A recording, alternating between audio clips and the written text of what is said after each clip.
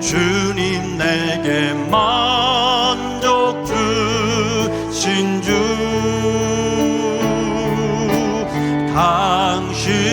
당신만이 나의 기쁨 또한 나의 참보배 주님만이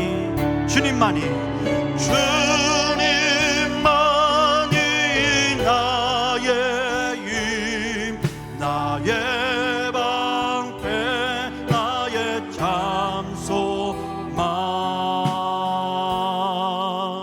나의 몸 정성 다 바쳐서 주님 경배하. 더 힘있게 찬양하기로 합니다. 목마른 사슴 시내 물을 찾아 헤매이듯이 내 영혼이 주를 찾기에 내 영혼 주를 찾기에 갈급하나 금보다 귀한 나의 주님 금보다 귀한 나의 주님 내게 만족 주신 주 주님만이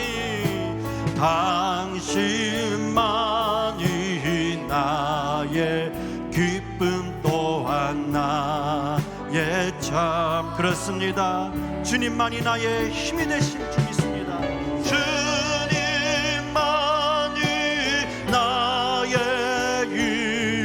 나의 방패 나의 참소망 나의 몸 정성 다 바쳐서 주님 경배하니 나의 몸과 정성 다해 나의 몸 정성 다 바쳐서 주님 경배합니다. 아멘. 시간 다시 한번 찬양할 때 저희들 기쁨으로 박수치면서 찬양하기로 합니다. 내가 주님이 내 안에 거하기로 하면서 찬양합니다.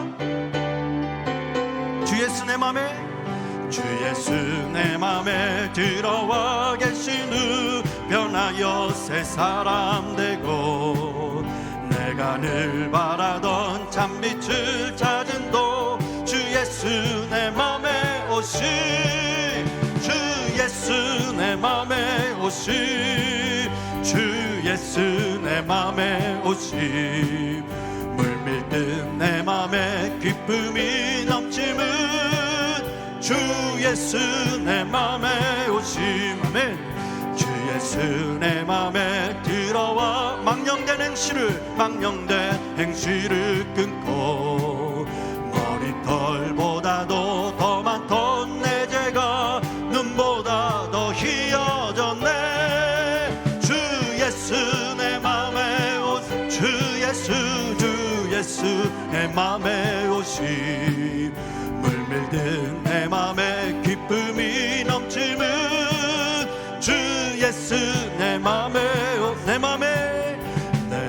소망을 든든히 가짐은 주 예수 내 맘에 오심 의심의 구름이 사라져 버림도 주 예수 내 맘에 오 주 예수 내 맘에 오심 주 예수 내 맘에 오심 물밀듯 내 맘에 기쁨이 넘치는 주 예수 내 맘에 사망의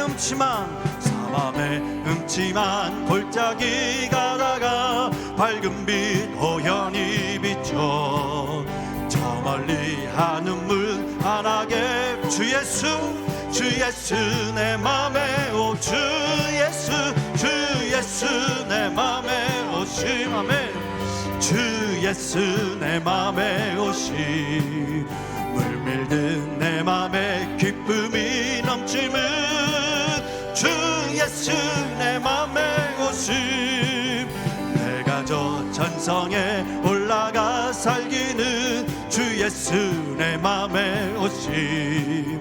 천성에 올라가 주님을 뵈로니 그 기쁨 비길 데 없네. 주 예수 내 맘에 오심. 주 예수 내 맘에 물밀듯 내 맘에 기쁨이 넘치는 주 예수 내 맘에 주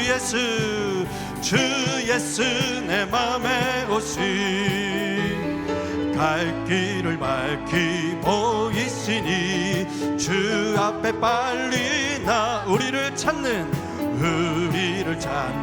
그 주 예수 거더라 하시네. 죄악 벗으느니 기뻐 뛰며 주를 보겠네. 아멘. 하늘에 계신 주 예수를 영원히 섬기리.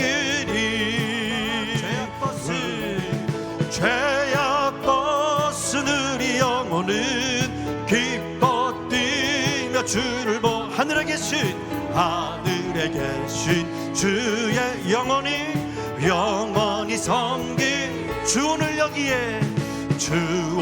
여기 계시오니 다 왔어 주의 말씀 듣기도 하며 생각할 참 진리시로다. 아멘. 죄악 벗으느니 영혼은 기뻐 뛰며 주를 보겠네.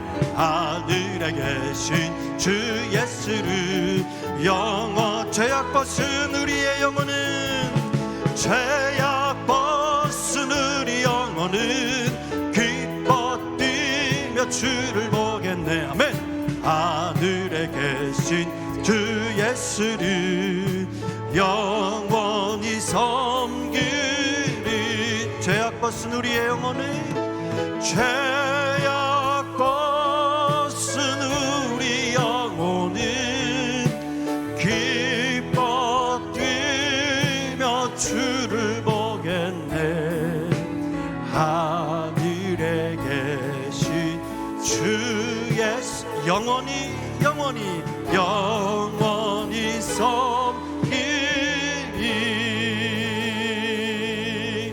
할렐루야. 십자가의 은혜로 우리를 구원하여 주신 그 하나님께 영광의 박수를 올려드리기 원합니다. 아멘. 그 하나님께서 우리를 사랑의 눈으로 보시고 인자한 귀로서 우리의 음성에 귀 기울여 주시는 줄 믿습니다. 이 시간 찬양할 때에 우리의 믿음을 눈을 들어 주만 바라보기로 합니다. 찬양하기로 합니다.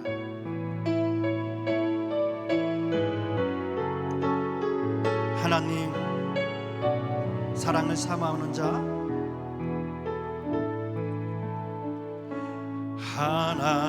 하나님의 사랑을 사모하는 자, 하나님의 평안을 바라보는 자, 너의 모든 것 창조하신 우리 주님, 너를 얼마나 사랑하시는지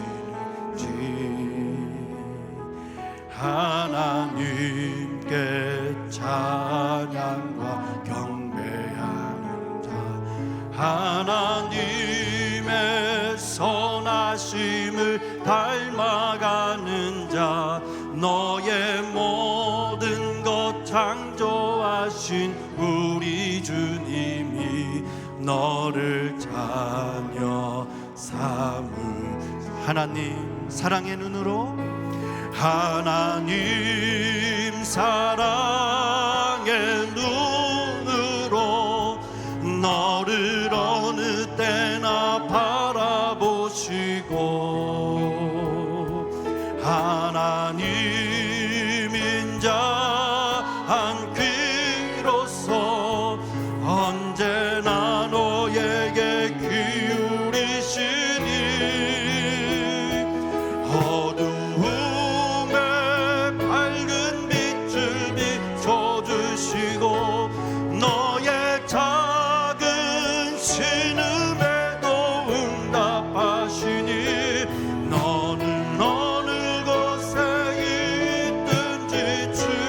주만 바라볼지라 주만 바라본 하나님 사랑의 눈으로 하나님 사랑 너를 어느 때나 바라보시고 너를 어느 때나 하나님 인자하기로써 하나님 인자하기로써 언제나 너에게 기울이시니 어두움에 밝은 빛을 비춰주시고 너의 작은 신음에도 응답하시니 너는 어느 곳에 있든지 주만 바라볼지라 주만 바라본 어둠의 밝은 빛으로 어둠의 너의 작은 신음에도 너의 작은 신음에도 응답하시니 너는 어느 곳에 있든지 주만 바라볼지라 주만 바라볼지라.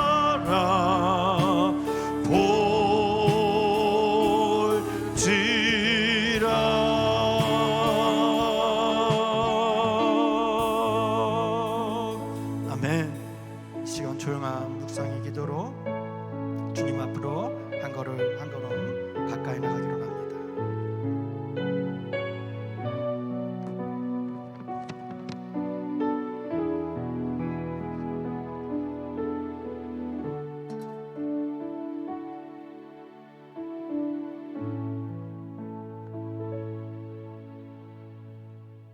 기도하시겠습니다.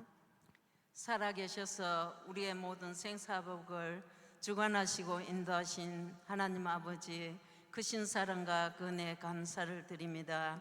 한 주간도 은혜로 살게 하셨는데 뒤돌아보면은 마음으로 행동으로 하나님 앞에 부끄러운 모습 그대로 가지고 나왔습니다. 우리들의 모든 죄와 허물은 십자가 뒤에 감춰주시고 용서하여 주시옵소서. 하나님, 우리 교회를 위해서 기도합니다. 하나님께서 이 시대를 구원할 사명을 우리 소명교회에 주셨사오니 성도들을 통하여 복음이 선포되게 하시고 삶의 모습이 변화되게 하시며 열심히 모여 빛과 소금이 되어 주님의 도구로 사용되게 하여 주시옵소서. 아버지, 또 우리 교육부의 선생님이 부족합니다. 기도드립니다. 미래를 짊어지고 나갈 어린 아이들과 중부동물을 가르치는데 열정을 다할 수 있는 선생님을 원합니다. 채워주시기를 바랍니다. 하나님, 은밀한 곳에서 봉사하는 손길들 기억하여 주시고 복 내려주시고 우리 교회의 한우들 기억하여 주시고 은밀히 간구하는 그 말씀이 듣는 우리들의 한 사람 한 사람에게 은혜로 역사하여서 행하는 믿음으로 살아가게 하여 주시고 항상 기뻐하라, 쉬지 말고 기도하라, 범사에 감사하며 은혜의 삶이 넘치는 복된 날이 되게 하여 주시옵소서. 하나님 아버지께 이 시간 모든 것들을 맡기고 의지하고 이 모든 말씀 살아계신 우리 주 예수 그리스도의 이름으로 감사하며 기도드리옵나이다. 아멘.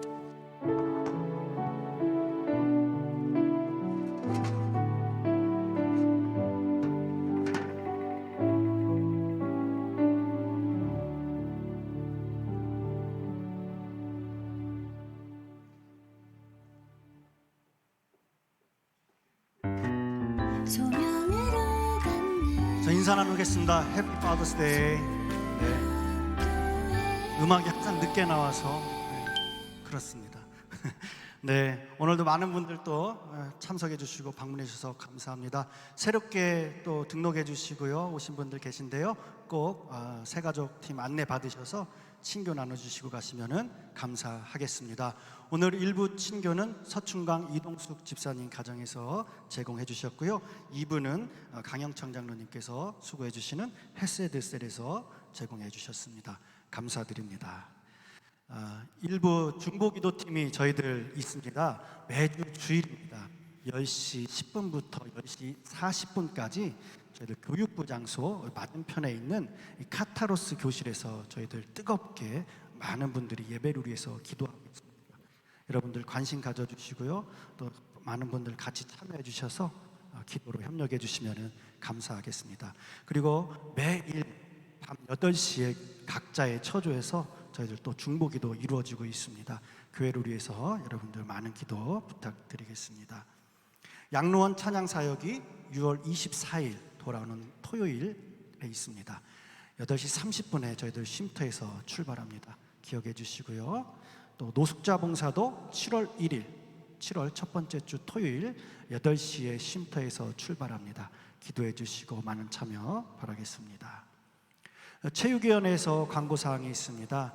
이미 많은 분들께서 탁구, 골프에 조인을 하셔서 즐거운 시간 보내고 계신데요. 골프는 매주 금요일 날 그렇게 나누고 계시고요. 탁구는 시간 보시는 대로 앞으로 이제 월요일부터 화요일은 밤 7시부터 9시, 그리고 수요일, 목요일, 금요일은 오전 9시부터 12시까지 진행이 된다고 합니다. 토요일 날도 앞으로 계획이 있는데요. 또 자세한 사항 안내해 드리도록 하겠습니다. 문의하실 사항은 조태호 집사님 연락처가 기재되어 있습니다. 연락해 주시면 자세한 안내 받으실 수 있습니다. 말씀 받도록 하겠습니다.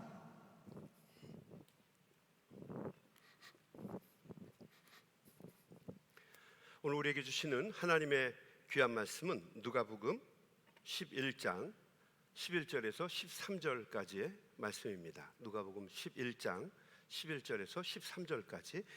우리 말씀이 길지 않기 때문에 다 같이 한 목소리로 같이 읽도록 하겠습니다. 자, 시작. 너희 중에 아버지 된 자로서 누가 아들이 생선을 달라 하는데 생선 대신에 뱀을 주며 알을 달라 하는데 전갈을 주겠느냐? 너희가 악할지라도 좋은 것을 자식에게 줄 알거든 하물며 너희 하늘 아버지께서 구하는 자에게 성령을 주시지 않겠느냐 하시니라. 아멘. 두 아버지의 사랑이라는 제목으로 말씀을 나누도록 하겠습니다. 일찍 치매에 걸린 한 중년의 아버지가 길거리에 서서 지나가는 사람들에게 길을 묻고 있었습니다. 장미 아파트로 가는 길이 이 길이 맞습니까? 이 아버지는 지나가는 사람들에게 계속 질문을 하다가 한 고등학생 여자아이에게 길을 물어보게 되죠. 여학생은 한참 동안 망설이다가 자기와 같은 길이라고 이야기를 하면서 자신을 따라오라고 친절하게 권합니다. 그 여자아이는 중년 남자의 손에 들려있는 과일 봉지를 보면서 이렇게 얘기합니다. 오늘은 참외네요. 그러면서 반가워하죠. 중년의 남자는 자신의 딸아이가 참외를 너무너무 좋아해서 산 것이라고 이야기를 해줍니다. 그러다가 갑자기 이 중년 남성은 무슨 생각이 들었는지 갑자기 이 여학생 아이에게 무슨 말을 건네게 되는데 그 순간 두 사람 사이에 큰 감동과 전율이 일어나게 됩니다. 과연 이 중년의 아버지는 이 여학생에게 뭐라고 말을 건넸을까? 우리 한번 동영상으로 확인해 보도록 하겠습니다. 치매에 걸린 한 남자가 길을 물어봅니다. 장미 아파트가 이리로 가는 게 맞아요? 초행길인 듯 한 여학생에게 길을 묻는데요. 장미 아파트가 이리로 가는 게 맞아요? 여학생은 당황한 듯 했으나 친절히 알려줍니다. 저도 그쪽 가는데 저 따라가시면 돼요. 근데 여고생은 혼잣말을 하는데요. 오늘은 참외네. 뭐라고요? 과일을 항상 사오시길래요. 수미 좋아하는 과일 참외 냅둬 살찐다니까. 참외인데 과일을 많이 좋아하거든요. 특히 이 참외를 참 좋아해요. 그 순간 우리 딸이 수민아. 아버지의 기억이 돌아오면서 딸이 정확히 보였죠. 아버님의 소중한 기억은 병이라 해도 지울 수 없었던 것 같습니다. 예, 짧은 동영상이에요. 여러분, 아버지는 치매에 걸려서도 오직 딸아이 하나만 생각을 한 것이죠. 자기를 잃어버리는 무서운 병이 치매입니다. 그죠? 그런데 그 무서운 치매도 자식을 향한, 딸을 향한 아버지의 사랑을 막을 수는 없었음을 보여주는 동영상이죠.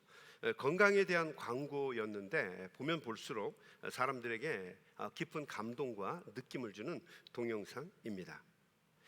우리가 아버지에 대해서 알고 있는 사랑은 항상 이런 사랑이죠. 과묵한 사랑, 말이 없는 사랑, 표현하지 않는 사랑이다라고 배워왔어요. 그래서 아버지의 사랑은 어머니의 사랑보다 못하다고 생각을 했죠. 간절하지도 않고 포근하지도 않고 섬세하지도 않고 따뜻하지도 않다라고 하는 말 같지도 않은 평가를 해왔어요. 마치 아버지의 사랑은 어머니의 사랑에 비하면 한 단계 내지 한 여러 단계는 아래인 것처럼 우리는 항상 억울하게 아버지들은 평가를 받으며 살아왔어요. 여러분, 오늘은 아버지 날입니다. 이해를 하시고 들으세요. 그러나 실제로는 아버지의 사랑도 어머니의 사랑만큼이나 자상하고 따뜻하고 아름답습니다. 여러분, 유대인들 그리고 초대 기독교인들이 자주 읽은 책이 있었는데 BC 2세기에, 그러니까 예수님이 오시기 전에 200년 전에 쓰여진 책이에요. 책 제목이 벤시라라고 돼 있어요. 벤시라, 시라크의 아들이라고 하는 뜻이에요. 벤시라, 우리 그 외경인데 이것이 나중에 그 카톨릭 같은 데서는 이것이 그냥 정경으로 채책이 되어서 읽어지게 되었죠. 벤시라, 시라크의 아들, 예수의 지혜, 뭐 이런 뜻입니다. 근데 그 벤시라 200년 전에, 그러니까 예수님 당시에도 많은 유대인들이 자기 자녀들에 대해서 어떤 생각을 가지고 살아왔는가 하는 것을 쉽게 알 수 있는 구절이에요. 제가 한번 그 중에 우리 집회서라고 하죠. 집회서 42장 9절에서 10절 말씀인데 한번 읽어드릴게요. 한번 잘 들어보세요. 딸 가진 아비의 걱정이라고 하는 제목이 달려 있어요. 들어보십시오. 딸은 아비에게 남모르는 근심거리여서 딸 걱정에 잠 못 이루는 적도 많다. 딸이 젊을 때는 시집을 못 갈까 봐 걱정이고 시집을 가면 소박을 맞을까 근심이다. 처녀 때는 혹시 유혹에 빠질까 걱정, 출가 후에는 빗나갈까 걱정, 시집 가서도 자식을 못 낳을까 근심한다. 이게 당시에 예수님도 이 글을 읽으면서 자라나셨을 거라는 거죠. 당시 유대인들이 가지고 있었던 자녀들에 대한 아버지의 근심을 보여주는 이야기예요. 여러분, 자식에 대한 부모의 마음, 특별히 아버지의 마음은 시대를 초월해서 그리고 인종을 초월해서 언제나 똑같은 모양새를 가지고 있습니다. 자식에 관해서만큼은 세상의 모든 부모들이 누구나 다 거의 맹목적이고 이기적입니다. 자식에 대한 부모의 사랑은 언제나 윤리를 뛰어넘습니다. 우리의 생각을 뛰어넘고 상상을 초월하는 것이 부모의 사랑이지요. 특별히 오늘 우리가 아버지 날을 맞아서 성경을 이렇게 살펴보게 되면 성경에는 간절한 아버지들의 사랑이 굉장히 무궁무진하게 등장합니다. 먼저 아버지 다윗을 몰아내고 왕이 되려고 했던 못된 아들 압살롬이 등장하죠. 형 암논을 죽이고 어머니의 고향 그술이라고 하는 곳으로 도망가서 3년 동안 타향살이를 하게 됩니다. 아무리 못된 아들이지만 다윗은 그 아들이 그립습니다. 보고 싶어요. 그리워하는 모습을 그 밑에 있었던 충북이죠, 요압이 보게 됩니다. 그리고 중간에 다리를 놓아서 중재를 해서 압살롬을 다시 예루살렘으로 돌아오게 하죠. 그래서 다윗과 만남을 갖게 됩니다. 자, 그러면 아버지와 아들의 갈등은 끝이 나야 되는데 이 압살롬은 그때부터 모반을, 반역을 계획합니다. 4년 동안 그는 군사 전략가였던 아히도벨을 포섭하고 군사령관이었던 아마시아를 자신의 수중에 넣습니다. 그리고 체계적으로 차곡차곡 군사 쿠데타를 준비하죠. 이 압살롬은 4년 동안 백성들의 마음을 얻기 위해서 갖은 노력을 다합니다. 그리고 결국 백성들을 자신의 수중에 넣게 됩니다. 모든 것이 준비되었어요. 그리고 구테타를 일으키게 되죠. 아버지 다윗은 피난을 가야 했고 아버지는 멀리 도망갔고 아들 압살롬은 어떻게든지 아버지를 죽이려고 했습니다. 아버지의 여자들을 백주대낮에 강간을 했어요. 이제 아버지의 여자들은 다 내 여자들이다. 이건 무슨 얘기예요? 자기가 이제 왕이다라고 하는 것을 선언한 것입니다. 그러니까 한마디로 압살롬은 정말 압살할 놈이에요. 그러나 결국 얼마 지나지 않아서 이 반란은 진압이 되고 압살롬은 죽게 됩니다. 여러분, 압살롬은 제가 예전에 한번 얘기했지만 굉장히 잘생긴 미남이었어요. 1년에 한 번 이 머리를 깎았다고 하는데 이 머리를 자르면 그 머리의 무게가 200세겔이었다고 그래요. 그러니까 요즘 도량형으로 바꾸면 2.3kg예요. 금발의 긴 머리 2.3kg. 여러분, 이렇게 굉장히 풍성하지 않나요? 이런 머리털 갖고 싶지 않으세요? 한 조금만 줬으면 좋겠어. 많이는 안 바라고 그냥 옆에다 좀 심어줬으면 좀 괜찮을 것 같아요. 그냥 풍성한 머리를 갖고 있는 압살롬. 근데 그 잘난 머리가 결국 나뭇가지에 걸리는 바람에 결국 압살롬은 죽음을 당하게 됩니다. 자, 압살롬이 죽었고 반란이 진압됐다는 소식을 다윗이 듣게 됩니다. 다윗이 기뻐할 줄 알았어요. 그런데 뜻밖입니다. 오히려 다윗은 눈물을 흘리며 통곡하면서 소리내어 울부짖습니다. 그가 뭐라고 울부짖습니까? 내 아들 압살롬아, 내 아들 압살롬아, 너 대신에 차라리 내가 죽을 것을. 압살롬아, 내 아들아. 여러분, 세상에 찾아보기 힘든 나쁜 놈이라 할지라도 아버지를 죽이려고 한 그런 그냥 패륜을 저지른 아들이라 할지라도 다윗에게 있어서 압살롬은 너무도 소중한 아들이었고 자신의 목숨보다도 귀한 아들이었다라고 하는 이야기예요. 또 압살롬의 죽음은 다윗에게도 큰 변화를 일으킵니다. 다윗과 함께 거의 반평생을 동거동록하면서 살았던 부하이면서 동료이면서 동시에 형제와 같았던 요압, 다윗의 모든 것을 알고 있는 요압과 갈라지게 되는 계기가 바로 이 압살롬의 죽음입니다. 왜냐하면 압살롬이 다윗이 그토록 부탁을 했는데도 불구하고 이 요압이 다윗의 아들 압살롬을 나무에 걸려 있는 것을 창으로 찔러 죽였기 때문이죠. 요압도 생각을 많이 한 거예요. 왕은 사사로운 정에 휩쓸릴 게 분명하니까 자기가 이전에 그냥 죽여서 싹을 잘라 버린 거예요. 충성 중에 하나였죠. 그러나 다윗은 압살롬과 거리를 두게 됩니다. 아들을 죽였기 때문이에요. 그래서 나중에 다윗은 죽으면서 솔로몬에게 유언을 남기게 됩니다. 뭐라고 남깁니까? 요압을 반드시 죽여라. 이게 다윗이 마지막 남긴 말 중에 하나예요. 요압을 반드시 죽여라. 여러분, 다윗의 통곡 속에 아버지의 마음이 다 담겨 있습니다. 압살롬아, 내 아들 압살롬아. 이게 아버지의 마음이라는 거죠.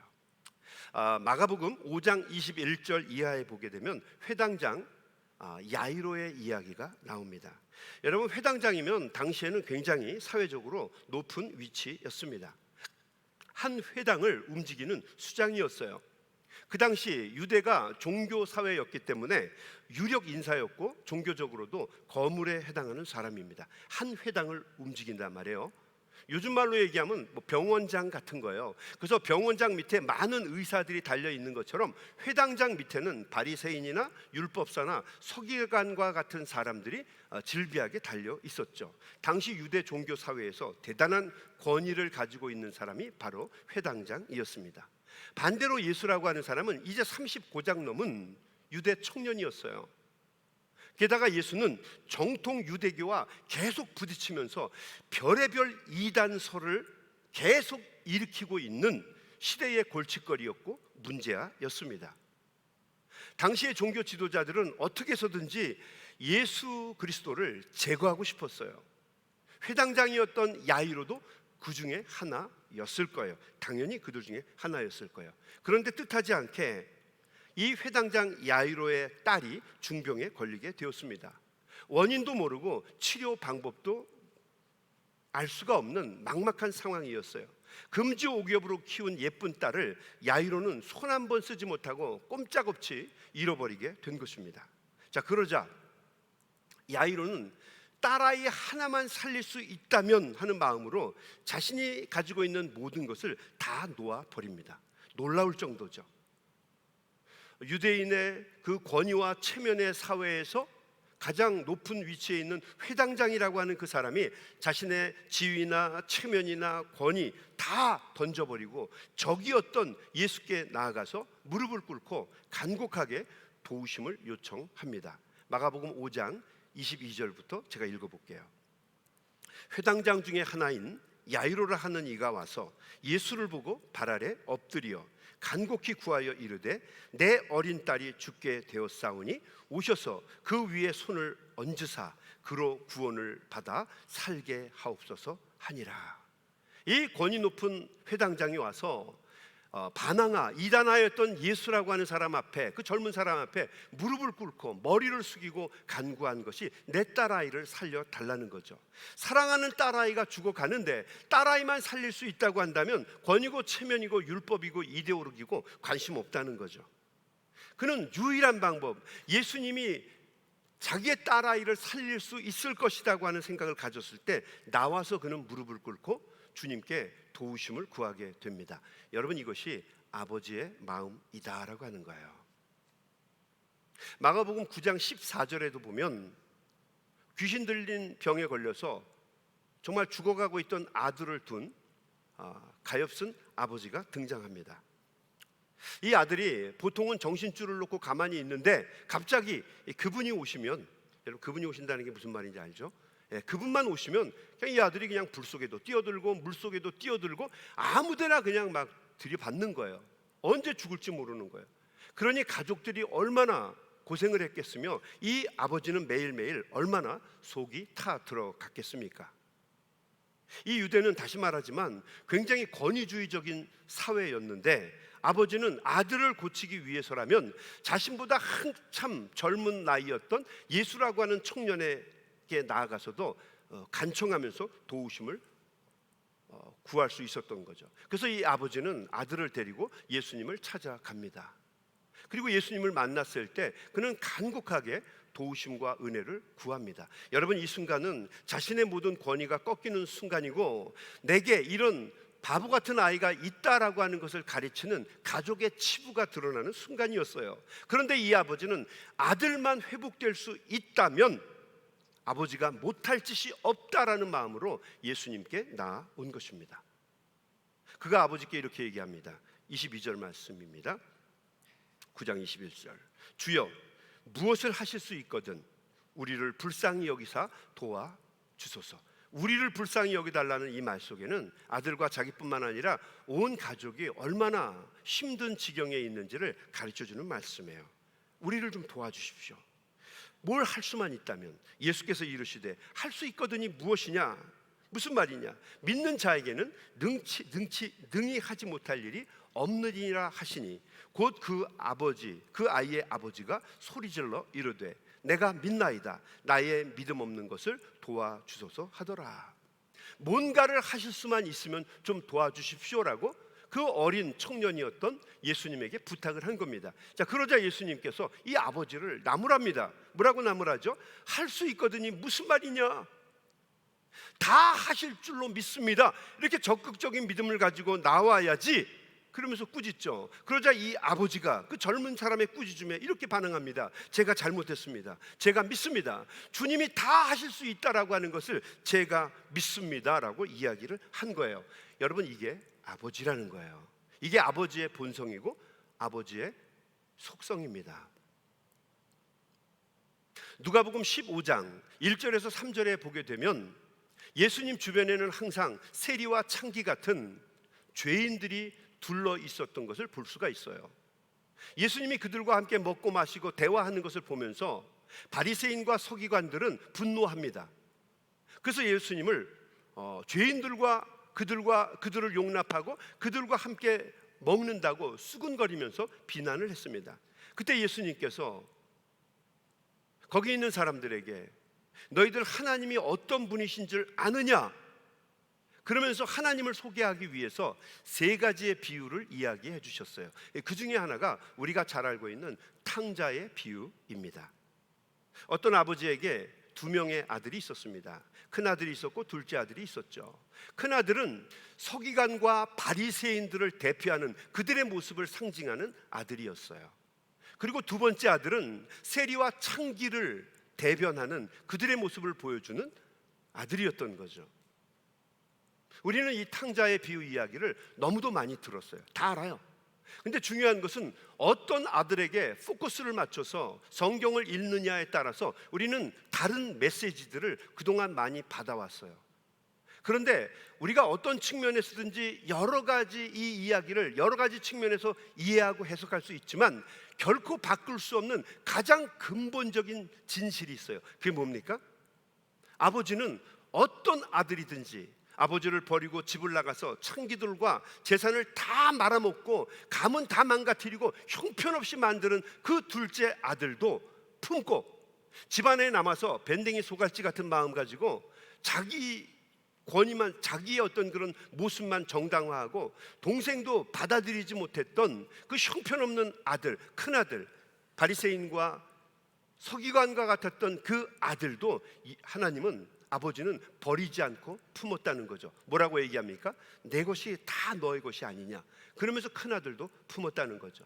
작은 아들도 품고 큰 아들도 품는 거, 그게 바로 아버지의 마음이라는 거예요. 자, 그러면 여러분, 이 아버지의 성품은 어디에서 왔을까요? 하나님의 형상에서 왔습니다. 이마고 데이. 여러분, 우리 하나님의 형상 얘기를 많이 했죠. 이 아버지의 성품은 하나님의 형상에서 왔어요. 참 신기하죠. 여러분, 남자가 총각으로 혼자 살다가 결혼을 하게 되고 시간이 지나게 되면 아버지가 됩니다.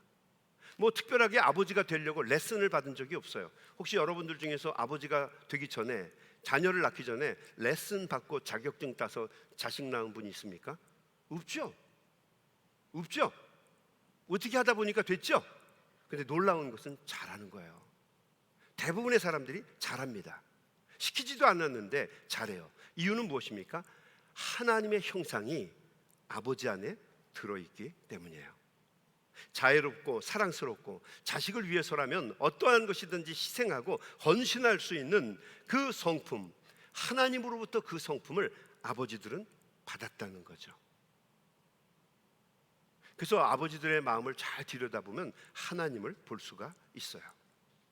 오늘 우리가 읽은 말씀에서 예수님은 사람들에게 이렇게 말씀을 해주셨어요. 제가 다시 한번 읽어볼게요. 들어보세요. 너희 중에 아버지 된 자로서 누가 아들이 생선을 달라 하는데 생선 대신에 뱀을 주며 알을 달라 하는데 전갈을 주겠느냐? 너희가 악할지라도 좋은 것을 자식에게 줄 줄 알거늘 하물며 너희 하늘 아버지께서 구하는 자에게 좋은 것 성령을 주시지 않겠느냐 하시니라. 너희 중에 아들이 아버지에게 아빠 나 생선 좀 주세요 그렇게 얘기했을 때 아버지가 야 요즘에 그 후쿠시마산 그 오염수 때문에 방사능이 많단다. 그러니까 너 차라리 뱀 먹어. 뱀이 비린내도 나고 괜찮아. 그러면서 자기는 생선 먹는 아버지가 뭐 없다는 얘기입니까? 여러분 마태복음 6장에도 보면요 비슷한 얘기가 나와요. 마태복음 6장, 누가복음 11장에. 마태복음 6장에서는 이런 얘기도 있어요. 자식이 너희 중에 만약 자식이 아비에게 떡을 달라 하는데 돌을 줄 자가 있겠느냐라는 말이 있죠. 그리고 오늘 말씀 합쳐보면 세 가지예요. 그러니까 마태복음 6장, 그다음에 누가복음 11장, 요 세 개를 함께 엮어보면 세 가지의 비유로 아버지의 사랑을 이야기하고 있어요. 첫 번째는 떡과 돌입니다. 떡을 달라 하는데 돌을 주겠느냐. 그리고 두 번째는 생선을 달라 하는데 뱀을 주겠느냐. 그리고 세 번째는 뭐예요?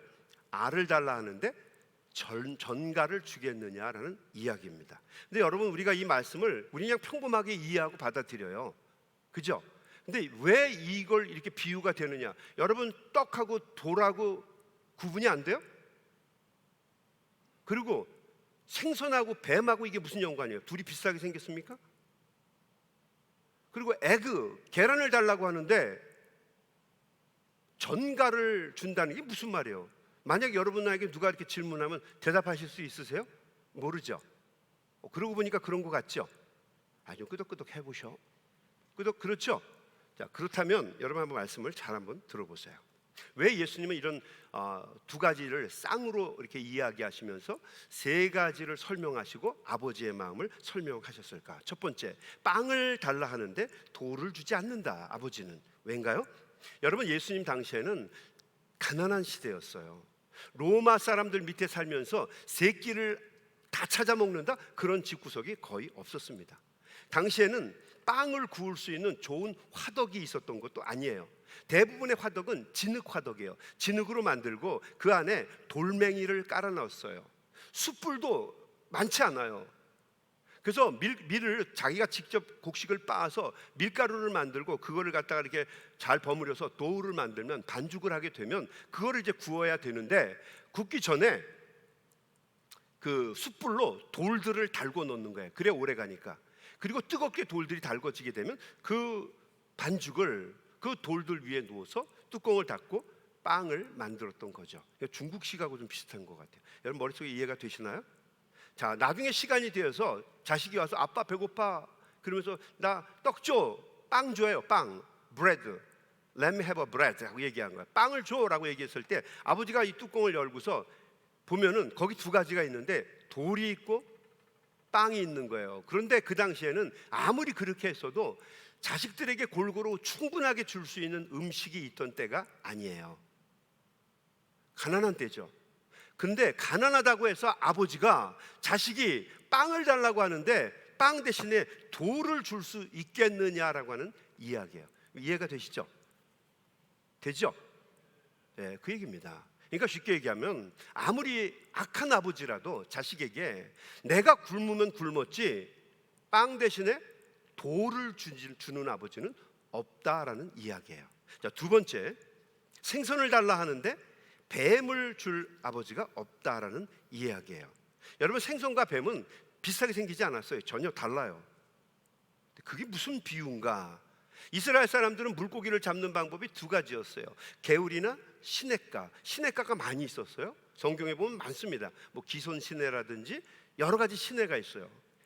그 냇가가 있고 시냇가가 있고 또 강이 있습니다. 이런 데서 민물고기를 잡는 방법이 있고 지중해나 홍해바다 같은 데서 바다고기를 잡아요. 그런데 대부분의 서민들이 먹거리를 위해서 잡는 생선은 어디에서 잡냐면 갈릴리, 씨 오브 갈릴리, 갈릴리 바다에서 잡습니다. 갈릴리에 가보면 이게 강인지 바다인지 헷갈리지만 아무튼 사람들은 씨 오브 갈릴리, 갈릴리 바다라고 불렀어요. 거기에서 사람들은 물고기를 잡습니다. 식용으로 잡죠.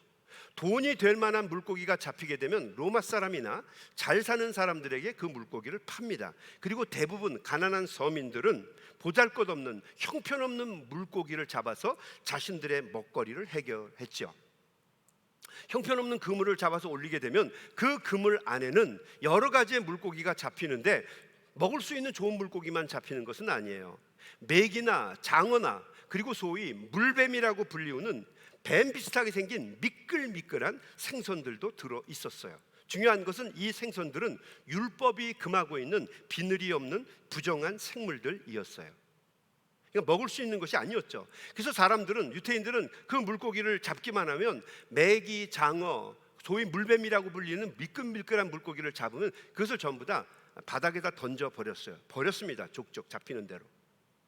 배고픈 아이들이 이 생선으로 요리를 했을 때 아이가 와서 아빠 나 생선 좀 줘라고 얘기했을 때 그 그물에서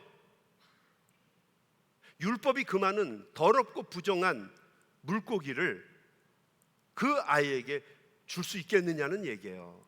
뱀이라고 불렸던 그런 형편없는 장어나 징글징글하잖아요. 무슨 얘기인지 모르세요? 네, 물뱀이라고 불리는 그 긴 어떤, 오늘 또 동영상 사진을 보면 좋을 것 같은데 이런 뱀들이 물고기가 있는데 뱀처럼 보이는 물고기가 있는데 율법이 부정하다고 이야기한 그것을 자식에게 줄 수 있는 부모가 있겠느냐라고 하는 거예요. 생선을 주지. 그리고 자기가 굶더라도 그렇지 자식에게 과연 그 뱀 같은 물고기를 주겠느냐라고 하는 얘기예요. 세 번째는 알을 달라 하는데 전가를 줄 부모가 없다는 얘기예요. 여기서 말하는 이 알은요, 알과 전갈은 전혀 다르잖아요. 알은 에그예요, 에그. 전갈은 뭐예요? 스콜피온입니다. 스콜피온. 우리 집에는 전갈이 나오더라고요. 참 별일이에요. 여러분 집에도 좀 나오죠? 가끔 나오죠? 안 나와? 다행입니다. 조그만 전갈들이 나와요. 근데 여러분, 전갈한테 쏘이면 무지무지 아파요. 근데 이게 무슨 말이지? 알을 달라는데 전갈을 줄 부모가 없다는 게 무슨 말인가? 여러분, 먼저 이 에그에 대해서 알아야 돼요. 에그. 이 에그는요, 계란이 아닙니다. 많은 사람들은 이게 닭알일 거라고 생각해요. 닭알은 그 당시 그렇게 잘 먹을 수 있는 좋은 프로덕트가 아니에요. 산물이 아닙니다. 이 계란은 산업혁명 이후에 대량으로 생산이 되면서 많은 사람들이 먹게 된 그런 산물이었고요. 그 당시에 이 알들은, 계란은 비둘기알이었어요. 비둘기를 먹기도 하고, 그 다음에 비둘기알을 쓰게 되었죠. 이 비둘기알은 대부분 비둘기들은 들판이나 돌밭에 둥지를 틀고 알을 낳았어요. 사람들은 이 알을 채취하기 위해서 사막 같은 광야나 돌틈을 수색을 했습니다. 돌틈에는 전갈들이 많이 있었어요. 전갈은 우리가 알고 있는 것처럼 독충입니다. 물리면 너무너무 아프고 고통스럽습니다. 예수님 당시에는 한 10가지 이상의 스콜피온들, 전갈이 있었다고 합니다. 그 중에 이스라엘은 광야 같은 사막이잖아요. 거기에는 하얀 전갈도 되게 많이 있었대요. 그 지금도 있더라고요. 하얀 전갈들. 이 전갈들도 먹이를 찾아 돌아다녀요. 그러다가 그 비둘기 둥지 같은데 그 사이에, 돌들 틈 사이에 만들어 놓은 그 둥지 안에 알들이 있으면 그 안에 들어가서 자기 몸을 옹그려서 알처럼 하고 있는 거예요. 그러면 하얀 색깔이기 때문에 알인지 비둘기 알인지 전갈인지 잘 구분이 되지 않는 겁니다. 자, 그렇게 숨어 있다가 비둘기가 가슴으로 그 알들을 품으려고 올 때 침으로 비둘기를 쏘아서 잡아먹기도 하고, 또 어떤 때는 알을 공격해서 먹기도 합니다. 그래서 자칫 비둘기의 알을 채집하려고 했던 사람들이 잘못해서 생김새가 비슷하니까 알인 줄 알고 잡았다가 전갈에게 쏘이는 경우가 상당히 많이 있었다는 거죠. 그래서 잠언이나 여러 성경을 읽게 되면 전갈에 쏘인 것처럼 아프다는 이야기가 나오잖아요. 그런 것이 배경이 된 말씀입니다. 아무리 부모가 먹을 것이 없는 상황이라고 할지라도 그 둥지에서 알을 달라고 하는 자식에게 부모가 알 대신에 전갈을 주겠느냐라고 하는 이야기입니다. 부모는 그렇게 하지 않는다는 거죠. 왜 그렇습니까? 아버지의 사랑 때문에 그렇다는 거죠. 이렇게 세상의 부모들도 자기 자식에게 좋은 것을 줄 알거든 하물며 그 아버지들에게 형상을 준 아버지의 원조이신 하나님께서 너희에게 좋은 것, 누가복음은 성령이라고 표현했어요. 성령을 너희에게 주시지 않겠느냐라고 말씀을 하신 것입니다. 우리를 만드시고 우리를 지키시고 보호하시는 분이 아버지예요. 이 땅의 아버지를 우리에게 소개해 주신 그 아버지께서 하물며 너희에게 좋은 것을 주시지 않겠느냐, 너희를 사랑하시지 않겠느냐라고 하는 이야기입니다. 로마서 8장 31절에서 사도 바울은 이 말씀을 이렇게 설명했어요.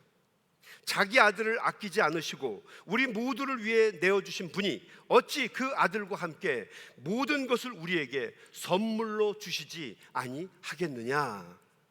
하나님은 우리에게 좋은 것을 주시는 분이라는 거죠. 여러분, 이분이 바로 우리가 섬기는 믿음의 대상이신 하늘 아버지이십니다. 그리고 여러분들은 그분의 자녀들이에요. 아들이시고 딸입니다. 이것은 여러분 얼마나 놀라운 축복이고 은혜입니까? 살다 보면 어떤 때는 어려워질 수 있어요. 힘들어질 수 있습니다. 근데 꼭 기억해야 될 것은 어렵고 힘들어도 하늘 아버지가 여러분을 사랑하세요. 그리고 여러분을 지키십니다. 막막하고 절망인 것 같아도 하나님은 졸지도 아니하시고 주무시지도 않는 불꽃과 같은 눈으로 여러분을 지키시고 인도해 주신다는 거죠. 미국 일리노이주의 브리지포스라고 하는 곳에 에두아르도 카미고라고 하는 36살 난 아버지가 있었어요. 이분에게 셋째 딸이었던 제즐린이라고 하는 아이가 태어났는데, 이 아이는 선천성 담도 폐쇄증에 걸렸어요. 그래서 의사에게 이 아이 몇 달 못 살고 곧 죽습니다라고 하는 판정을 받게 되었습니다. 이 아이를 살릴 수 있는 방법은 없습니까? 그랬더니 이 의사가 하는 말이 간 이식이 있습니다. 빨리 간 이식을 하지 않으면 죽습니다. 그래서 이 에두아르도는 내 간을 이 아이에게 줬으면 좋겠습니다. 근데 이 에두아르도는 체중이 212파운드래요. 그래서 지방간이 있어요. 지방간은 절대로 남에게 간을 줄 수 없답니다. 그래서 이 아이에게 정말 간을 주고 싶으면 체중을 줄이세요. 그래서 이 에두아르도는 체중을 줄이기 시작했어요. 그래서 딱 두 달 만에 165파운드로 체중을 줄였습니다. 그래서 결국 수술을 했죠. 딸아이가 고통받는 것을 빨리 멈춰주기 위해서로 이 아버지 에두아르도는 초인적인 힘으로 두 달 만에 165파운드로 몸을 줄인 거야. 여러분, 몸 줄이는 게 얼마나 힘든 건지 여러분 아시죠? 알죠? 그럼 암보다 3배 고치기 어려운 게 비만이래요. 근데 이 아버지는 딸을 살리기 위해서 체중을 두 달 만에 3분의 1을 깎아버린 거죠. 여러분, 그게 아버지라고 하는 거죠. 제가 성경을 읽을 때마다 저에게 큰 감동이 되고 은혜가 되는 말씀이 로마서 8장의 말씀이에요. 로마서 8장 제가 읽어드리고 말씀을 마칠게요. 이 말씀을 한번 잘 읽어보시고 하늘 아버지가 어떤 분이신가 여러분 마음에 한번 잘 기억해 보시기 바랍니다. 로마서 8장. 그런즉 이 일에 대하여 우리가 무슨 말 하리요? 만일 하나님이 우리를 위하시면 누가 우리를 대적하리요? 자기 아들을 아끼지 아니하시고 우리 모든 사람을 위하여 내주시니가 어찌 그 아들과 함께 모든 것을 우리에게 주시지 아니하겠느냐? 누가 능히 하나님께서 택하신 자들을 고발하리요? 의롭다 하신 이는 하나님이시니 누가 정죄하리요? 죽으실 뿐 아니라 다시 살아나신 이는 그리스도 예수시니 그는 하나님이 우편에 계신 자요 우리를 위하여 간구하시는 자신이라. 누가 우리를 그리스도의 사랑에서 끊으리요? 환난이나 곤고나 박해나 기근이나 적신이나 위험이나 칼이랴. 기록된 바 우리가 종일 주를 위하여 죽임을 당하게 되며 도살당할 양같이 여김을 받았나이다 함과 같으니라. 그러나 이 모든 일에 우리를 사랑하는 이로 말미암아 하나님으로 말미암아 우리가 넉넉히 이기느니라. 내가 확신하노니 사망이나 생명이나 천사들이나 권세자들이나 현재일이나 장래일이나 능력이나 높음이나 깊음이나 다른 어떤 피조물이라도 우리를 우리 주 그리스도 예수 안에 있는 하나님의 사랑에서 끊을 수 없느니라. 이게 사도 바울의 고백입니다.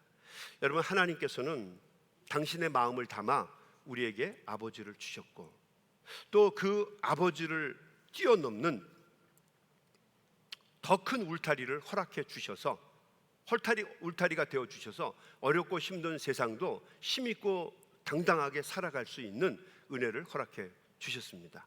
여러분, 오늘은 아버지 날입니다. 어저께 우리 송도님 몇 분하고 얘기하다 보니까 목사님 왜 어머니 날은 그렇게 막 챙기고 준비하면서 아버지 날은 아무것도 안 하고 그냥 입으로 때우십니까? 그러는데 그게 아버지입니다.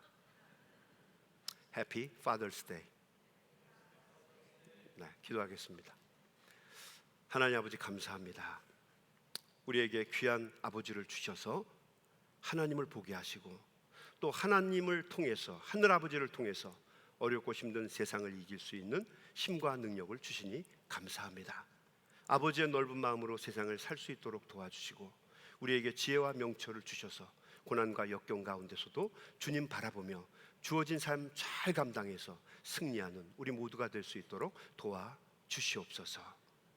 이제는 당신의 외아들 독생자 예수 그리스도를 우리들을 위해 주심으로 우리에게 구원의 기쁨과 감동을 주시고 또 우리에게 하늘 나라를 유업으로 받을 수 있도록 길을 열어주신 우리의 주인이신 성부 하나님과 또 그 아들을 우리에게 주셔서 그 아들을 통해 구원함을 얻게 하신 사랑의 성자 예수님, 그리고 이 땅을 살아가면서 어렵고 고난 속에서도 낙심하거나 좌절하지 아니하고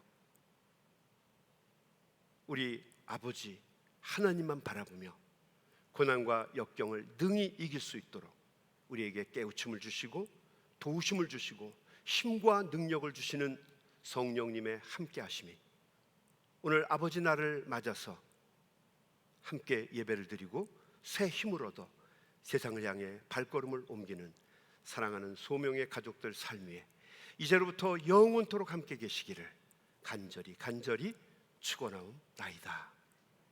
아멘.